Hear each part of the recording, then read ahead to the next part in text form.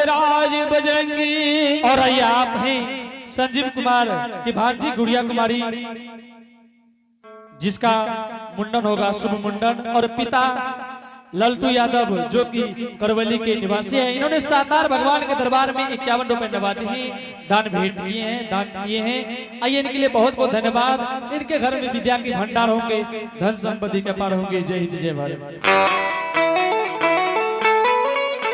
हे भक्तराज बजरंगी, आज देखा ज्योति पनियार के माता जी के कन्योटा विप्र बाबा पर माता जी के शारदा नहीं रहले, नहीं माता जी के दिल में दया रहले। से नहीं भक्तराज बाबू ज्योति देखा जे अपने से कलंकी बन गए, कहल कही जे हे माता जी पपी के बालक के बुला के ठोकर मार के द्वार से निकाल दा।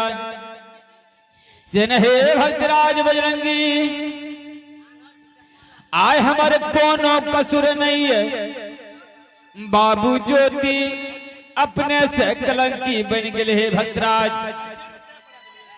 से हे बजरंगी, आज ज्योति पनियार के दिन ये दिन भागल पपी पुनगरी में। हाँ बाबू ज्योति के दिन ये दिन भागले। हे भद्राज हाँ अपने से कलंकी बन गए बाबू ज्योति। हाँ हे भद्राज बजरंगी, हाँ नहीं बाबू ज्योति घबर घर से बाहर भेल। हाँ हो बाबा, नहीं पिपर बाबा के पहचान कल गई। से हे भद्राज आयो हमर कोनो कसूर नहीं है, नहीं छई आता माया के रचना हो रचैया।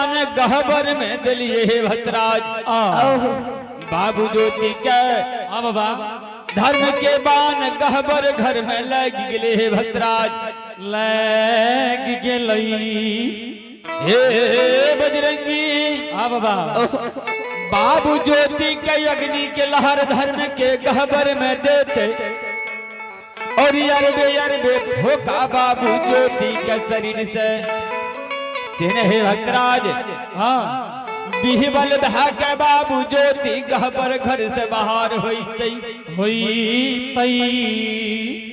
हे भक्तराज हाँ बाबा अब चलू दोनों मूर्ति इंद्रपुर क्लास का चल जात चलो बाबा चलो लेट भए गेल आता चाला क्या चाला हो जा